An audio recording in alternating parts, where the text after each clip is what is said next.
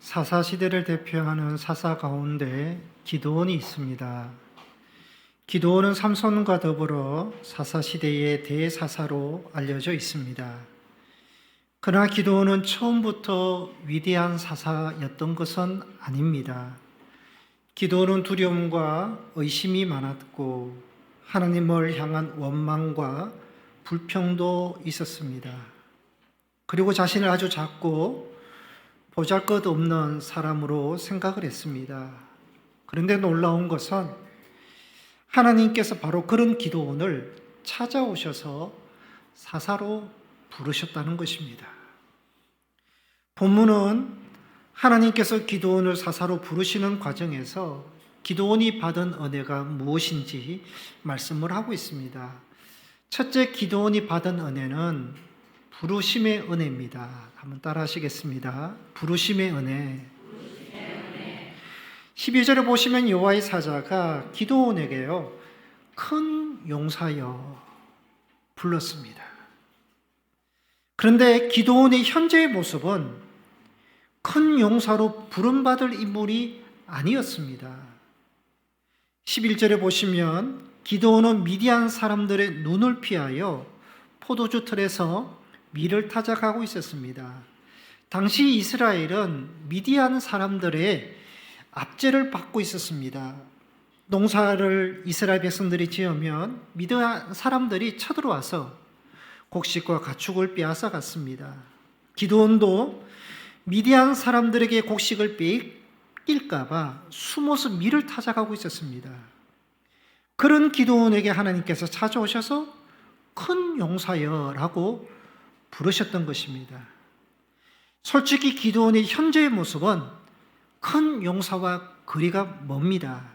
두려움과 의심이 많았고 하나님의 말씀을 쉽게 믿지 않았고 하나님의 부르심에도 불구하고 선뜻 순종하지 못하고 미적거렸고 또 기드온은 하나님께 불평이 많았습니다. 13절에 보시면 하나님이 우리와 함께 계시면 어찌하여 이 모든 일이 우리에게 일어납니까? 왜 우리가 미디안 사람들로부터 압제를 받고 고통을 받아야 됩니까? 여호와께서 우리를 버리신 것은 아닙니까? 애굽에서 이스라엘 백성들을 인도하셨던 그 모든 이적은 어디에 있는 것입니까? 월팡과 불평을 쏟아냈습니다. 기드온은 자기 민족들의 불신과 우상 숭배로 하나님의 심판을 받아서 미디안 사람들의 압제를 받고 있는 것은 깨닫지 못하고요, 자기 민족의 죄는 보지 못하고 미디안의 악행을 하나님께서 왜 침묵하시고 당장 그들을 심판하지 않으시는 것에 대해서 원망을 했습니다. 그리고 기드온은 자기 자신을요, 아주 작은 자, 보잘것없는 자로 생각했습니다. 15절 중반에 보시면 나의 집은 므낫세 중에 극히 약하고 나는 내 아버지 집에서 가장 작은 자니이다. 나는 나약하고 겁 많고 의심 많고 그런 기드온인데 하나님께서 이 기드온을요, 큰 용사라고 부르셨던 것입니다. 하나님께서 큰 용사로 부르신 이유는요, 지금의 기드온만 보고 부르신 것이 아니라 기드온을 통해서 앞으로 이루실 일을 보고 계셨던 것입니다.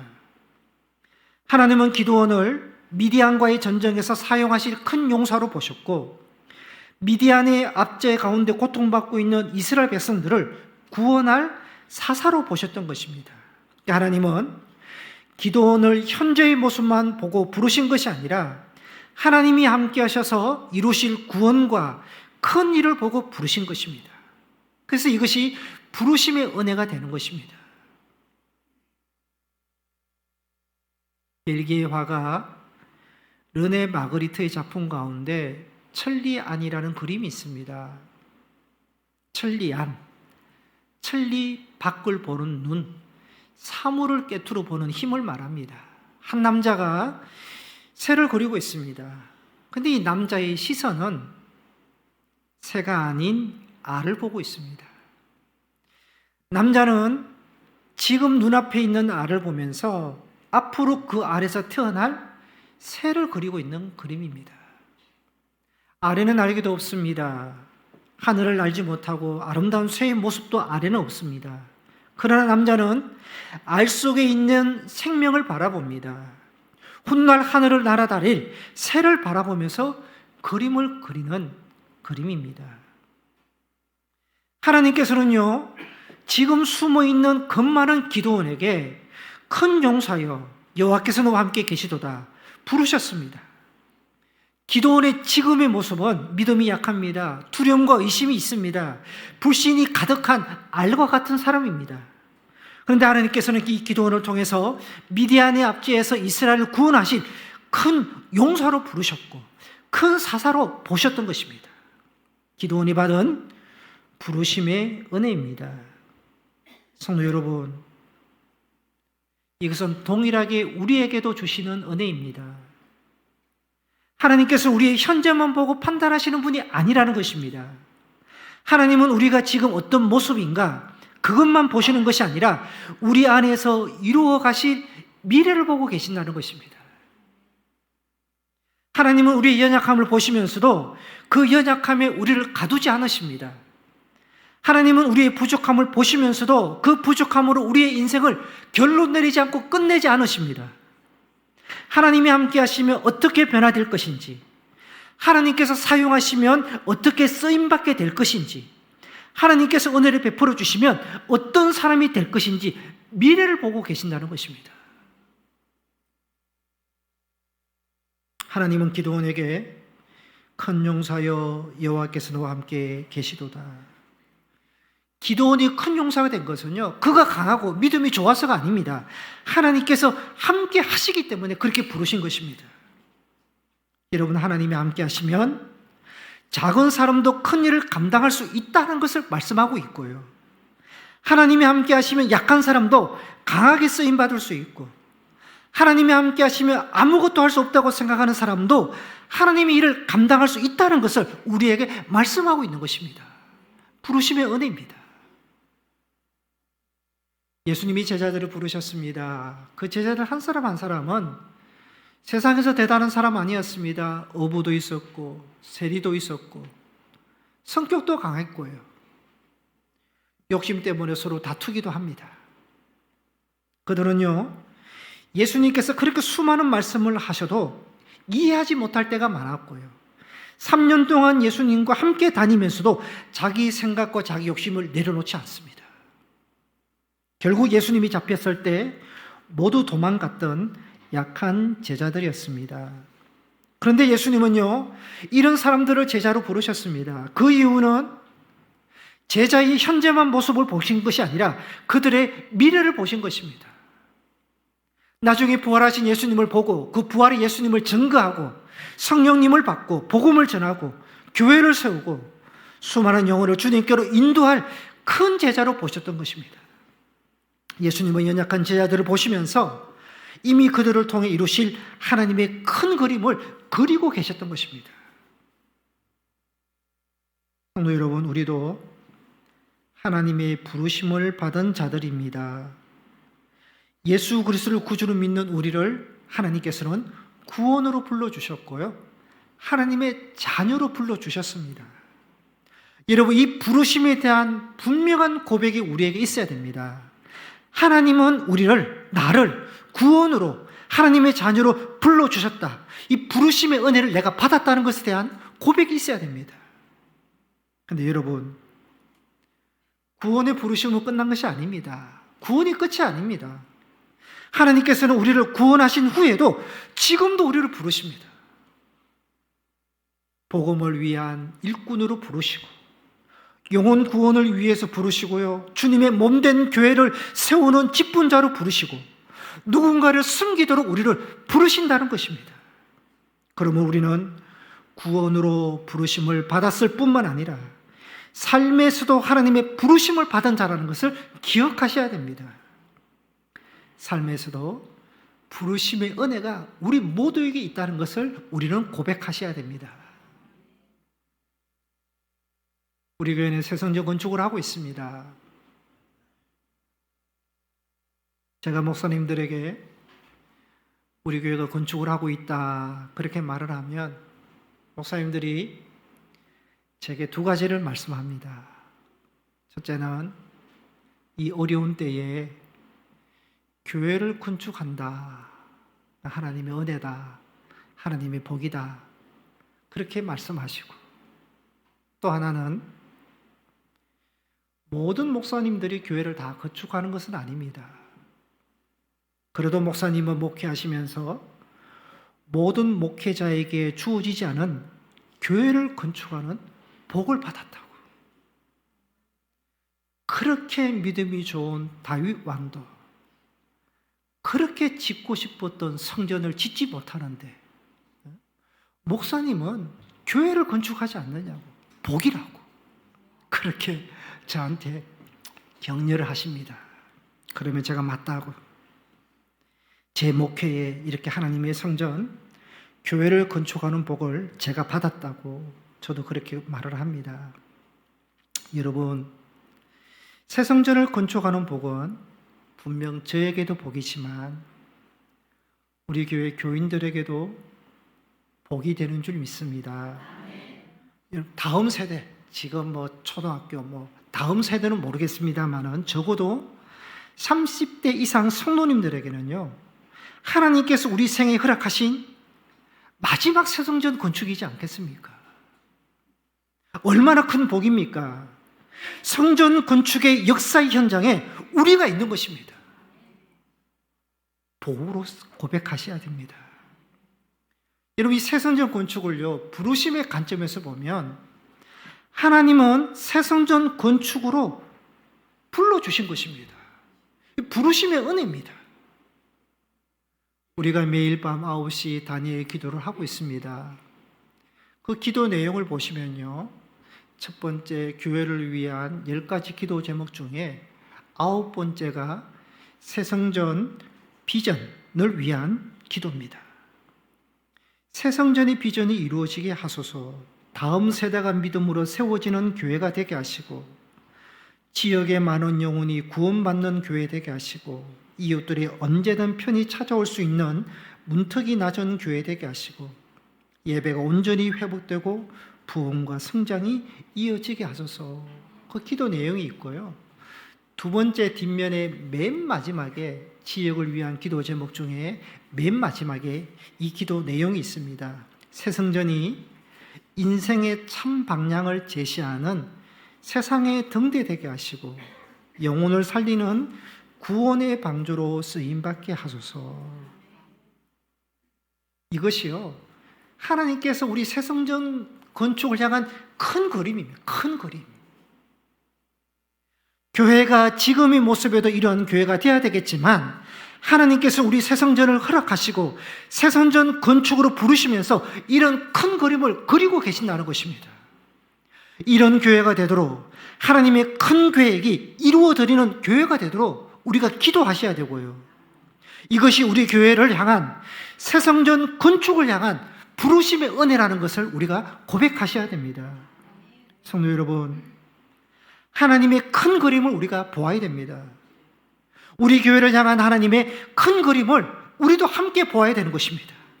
뿐만 아니라 여러분 가정을 향한, 여러분 자녀들을 향한 하나님의 큰 그림이 있다는 것도 보셔야 됩니다. 내가 나를 보는 것보다 하나님께서 나를 어떻게 보시는지도 보셔야 되고요.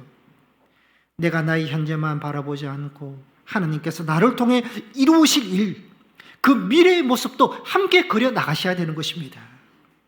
그러면 여러분, 우리는 우리를 작게 보아서는 안 됩니다. 여러분의 가정도, 여러분의 자녀도, 우리 교회도요, 작게 보아서는 안 됩니다. 왜냐하면 하나님께서 큰 그림을 그리고 계시기 때문입니다. 현재의 모습만 보지 마시고요, 현재의 모습만 보고 작게 판단하지 마시고 하나님께서 계획하시는 큰 그림을 우리가 함께 보아야 되는 것입니다. 하나님은 큰 그림을 그리고 계시고요, 큰 계획을 가지고 계시고 큰 일을 이루어 가시는 분이시라는 것을 우리가 믿으셔야 된다는 것입니다. 기드온은 작은 사람이었지만 하나님께서 함께 하심으로 큰 용사로 부르셨습니다. 함께 하시면 큰 일을 이루어 나갈 수 있다는 것입니다. 그렇습니다. 여러분, 우리는 자꾸 부족하지만 하나님이 함께 하시면 그곳에 변화가 일어나고요. 하나님이 함께 하시면 연약한 사람도 쓰임받고, 하나님이 함께 하시면 우리를 통해서 하나님의 큰 일을 이루어 나가시는 그러한 우리 교회, 그러한 여러분의 가정과 자녀, 여러분이 되시기를 소망합니다. 하나님께서 함께 하시면 된다는 것입니다. 두 번째, 기도원이 받은 은혜는 바라보는 은혜입니다. 따라 하시겠습니다. 바라보는 은혜. 하나님은 기도원을 큰 용사로 사용하실 계획을 가지고 사사로 부르셨습니다. 그런데 기도원은요, 계속해서 안 됩니다, 못합니다, 저는 할 수 없습니다. 하나님의 부르심에 미적거립니다. 왜냐하면 기도원은요, 하나님보다 더 큰 것을 보고 있기 때문입니다. 기도원은요, 고통받고 있는 현실을 하나님보다 더 크게 보고 있습니다. 지금 이스라엘을 압제하고 있는 미디안 족속을 하나님보다 더 크게 보고 있고요. 자기가 작고 약한 사람이라고 하지만 하나님보다 그런 자신을 더 크게 보기 때문에 하나님의 부르심에 예라고 대답할 수 없었던 것입니다.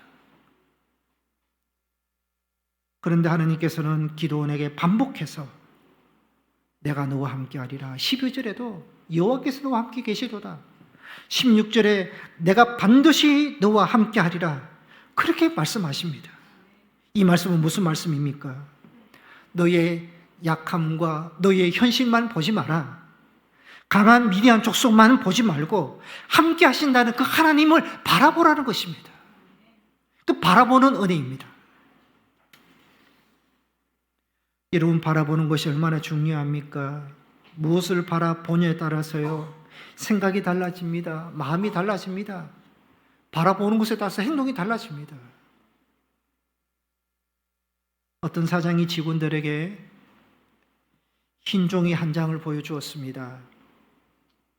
그 종이 가운데 검은 점 하나를 찍어놓고 직원들에게 뭐가 보이냐 그렇게 물으니까 대부분 직원들이 작은 검은 점이 보입니다 그랬습니다.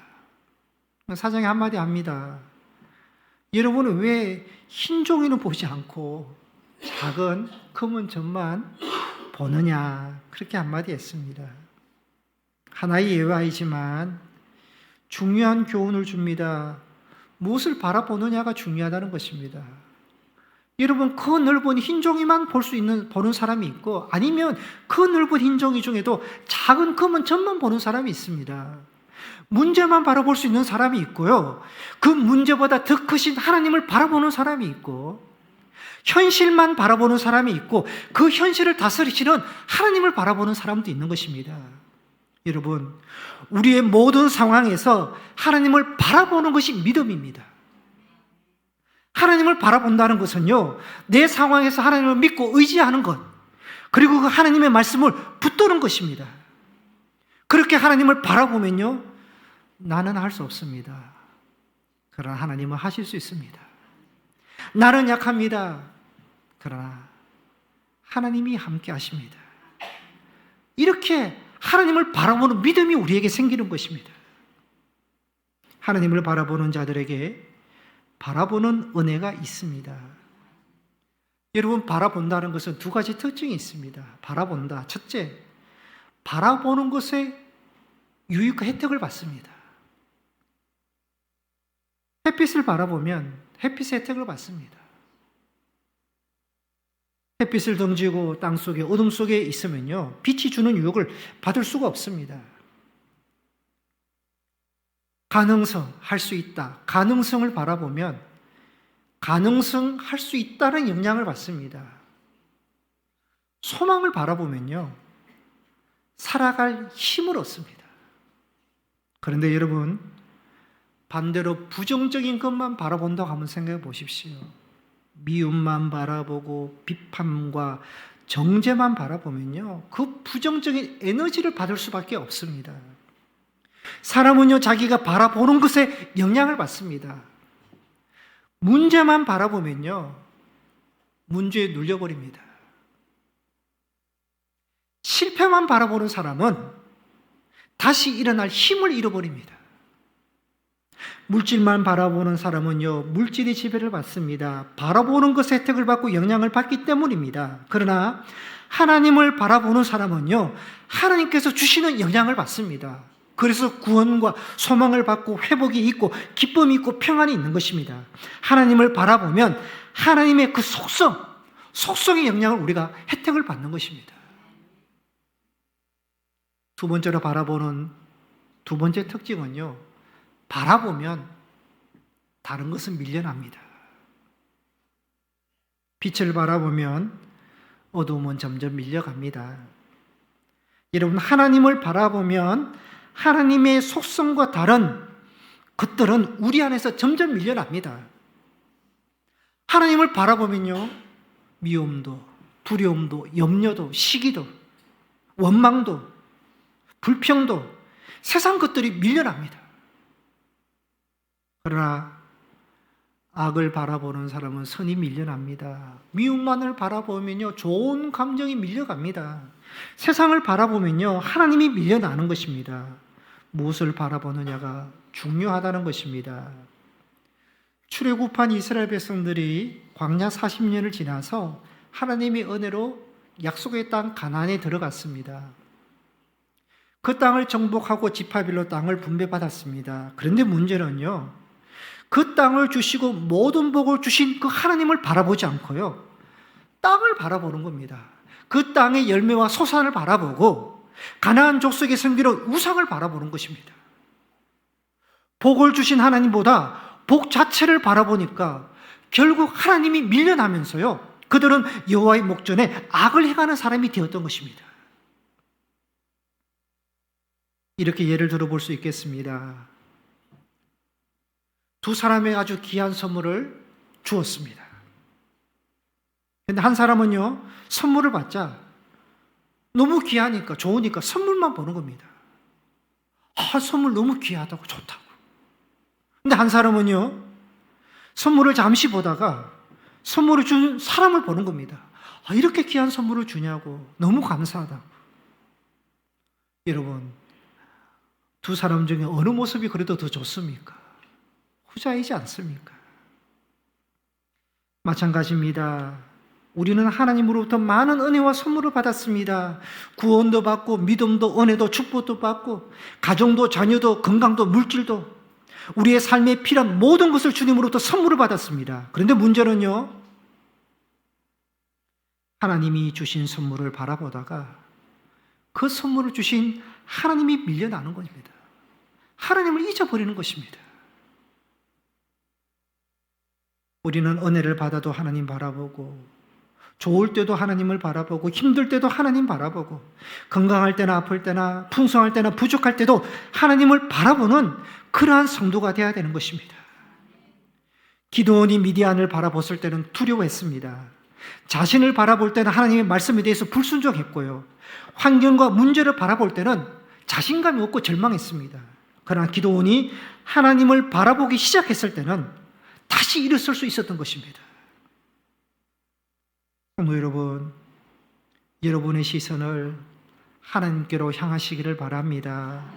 내 문제보다 하나님을 더 크게 보시고, 내 약함보다 하나님의 능력을 더 크게 보시고, 내 현실보다 하나님의 약속의 말씀을 더 크게 보시고, 그 하나님을 바라볼 수 있는 여러분이 되시기를 바랍니다. 다윗이 시편 62편 5절에 이렇게 고백합니다. 우리 다 같이 한번 읽겠습니다. 시작. 물은 나의 소망이 그로부터 나오는 도다. 아멘. 다윗은요, 환경 바라보지 않습니다. 사람 바라보지 않습니다. 하나님은 바라보겠다고 선포합니다. 왜냐하면 모든 소망이 하나님으로부터 나온다는 것을 믿었기 때문입니다. 하나님만 바라보는 여러분이 되시기를 바랍니다. 바라보는 은혜가 있으시기를 바랍니다. 여러분, 하나님을 바라보면 하나님의 속성, 하나님의 사랑과 은혜와 평강과 소망과 위로를 우리가 얻게 되는 것입니다. 바라보는 은혜가 있습니다. 세 번째, 기드온이 받은 은혜는 샬롬의 은혜입니다. 따라 하시겠습니다. 샬롬의 은혜. 평화의 은혜입니다.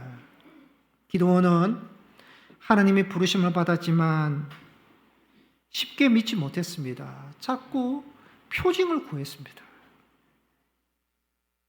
그래서 19절에서 21절까지 내용을 보면 기드온이 준비해온 고기와 무교병을 바위 위에 올려놓자 여호와의 사자가 그 바위에서 불이 나오게 해서 고기와 무교병을 사르는 놀라운 표징을 보여주었습니다. 그 순간 기드온은 갑자기 두려움이 밀려왔습니다. 표징을 구해서 여호와의 사자가 표징을 보여주오니까 두려움이 밀려왔습니다. 왜냐하면 22절에 보시면 슬프도소이다 주 여호와여 내가 여호와의 사자를 대면하여 보았나이다. 자기가 여호와의 사자를 보고 하나님을 보았다는 것에 대해서 두려움이 밀려왔습니다. 왜냐하면 율법에 구약의 말씀에 출애굽기 33장에 보면 네가 내 얼굴을 보지 못하리니 나를 보고 살 자가 없습니다. 하나님을 보는 사람들은 죽는다는 것을 기드온이 알기 때문에 내가 하나님을 보았기 때문에 이제 죽을 것이라는 두려움이 밀려왔던 것입니다. 그때 하나님께서 23절에 말씀합니다. 너는 안심하라 두려워하지 말라 죽지 아니하리라. 기드온은 하나님의 은혜 그 위로의 말씀을 받으면서 마음에 평안을 얻습니다. 그래서 기드온이 24절에 이렇게 합니다. 여호와를 위하여 거기서 제단을 쌓고 그것을 여호와의 샬롬으로 그렇게 부릅니다. 나는 죽을 줄 알았는데 나는 두려워했는데 하나님께서 나를 살려주셨고 평안을 주셨습니다. 그래서 그것을 여호와 샬롬이라고 불렀던 것입니다. 그러니까 기드온에게는 샬롬의 은혜, 평화의 은혜가 임했던 것입니다. 성도 여러분, 진정한 평화는 환경에서 오는 것이 아닙니다. 모든 소망이 하나님께로 오는 것처럼 평화도 하나님에게서 오는 것입니다. 여러분, 세상이 주는 평화는요, 환경에 따라 다 바뀝니다. 물질이 있으면 평안할 것 같습니까? 그럼 물질이 없으면 불안합니다. 건강하면 평안하다고 합니다. 그러나 병이 들면 낙심합니다. 사람이 잘해주면 평안하지만 관계가 틀어지면 고통이 옵니다. 결국 환경이 바뀌면 평안도 흔들립니다. 환경이 참 평화를 줄 수 없다는 것입니다. 그러나 하나님 안에서 얻는 평화는 다릅니다. 환경이 변해도 나는 부족해도 나는 약해도 사람이 떠나도 변하지 않는 하나님 안에 거하면 그 하나님이 주시는 살롬의 은혜, 평화의 은혜가 있다라는 것입니다. 어제 권사님을 뵀습니다. 새선교 건축을 위해서 어제 릴레이 기도와 성경 필사를 하시고 오신 권사님을 잠깐 뵈었습니다. 그래서 평상시에는 이렇게 대화 나눌 시간이 없으니까 권사님 평안하신지요? 그랬더니는 권사님께서 이런 말씀을 하셨어요. 가정에 여러 가지 복잡한 일이 너무 많고 힘들었지만 그 가운데서도 하나님을 만났습니다. 하나님이 주시는 평안이 있어 감사하게 잘 지내고 있습니다. 그렇게 말씀을 하셨어요. 오늘 설교와 똑같은 평화에 대한 은혜를 제가 설교를 준비하고 있는 그 가운데 권사님 입에서 하나님이 주시는 평안이 있어서 감사하게 잘 지냅니다 라고 말씀을 하셔서 제가 속으로 놀랐거든요. 모든 상황에서도 하나님이 주시는 참 평화가 있다는 것입니다. 예전에 지금은 고인이 되었지만 이어령 교수님의 80초 생각 나누기라는 프로그램이 있고요. 거기에서 활과 하프라는 글을 제가 보았습니다. 이러한 글이었는데요. 활이 아니라 하프가 되라. 보아라, 이것은 활이란다. 화살을 걸고 그 줄을 당기면 반달 같던 활이 보름달처럼 커지고 팽팽한 활 시위를 당기면 화살은 아주 빨리 아주 힘차게 날아간단다. 보아라, 이것은 하프라는 악기란다. 큰 활처럼 생겼지. 이 줄들을 튕기면 아름다운 물방울, 은방울 같은 예쁜 소리가 울린단다. 사람들은 그 소리에 맞춰 노래를 부르고 춤을 춘단다. 보아라, 활은 사냥터에서, 전쟁터에서 쓰는 거라다. 하프는, 그리고 가야금, 금은고, 바이올린, 줄 달린 모든 현악기는 활쉬에서 생긴 거란다. 화살은 살아있는 모든 것들의 목숨을 빼앗겼지만 줄 달린 악기들은 죽어 있는 것들에게도 목숨을 준단다. 활은 전쟁, 하프는 평화. 날아가는 화살이 아니라 가슴을 뚫고 적시는 노랫소리를 울리게 하라. 날아가는 화살이 아니라 손끝에서 튕기는 맑은 생명의 소리란다. 활이 아닙니다. 하프가 되세요. 같은 줄인데요, 모양도 비슷합니다. 그런데 하나는 화살을 날리고 하나는 아름다운 소리를 내는 것입니다. 하나는 전쟁의 도구가 되고 하나는 평화의 도구가 된다는 것입니다. 성도 여러분, 우리의 삶도 무엇을 담냐에 따라서 달라질 수 있는 것입니다. 여러분, 하나님의 은혜를 경험한 사람은, 그래서 그 은혜를 우리 마음에 담으면요, 다른 사람에게 은혜, 평화를 흘려보내는 사람이 됩니다. 하나님께서 나를 용서해 주시고 이해해 주셨다는 것을 경험하는 사람은 그 하나님의 은혜와 용서, 이해를 우리가 담으면 다른 사람에게도 연약함을 이해할 수도 있고 용서해 줄 수 있는 것입니다. 하나님을 바라보는 사람들에게는 하나님이 주시는 혜택을 받게 되어서 삶에서 샬롬, 평화를 흘려보낸다는 것입니다. 여러분, 하나님께서 우리를 무엇으로 보시기를 원하십니까? 하나님께서 법의 잣대로 우리를 보시기를 원하십니까? 아니면 사랑의 잣대로 우리를 보시기를 원하십니까?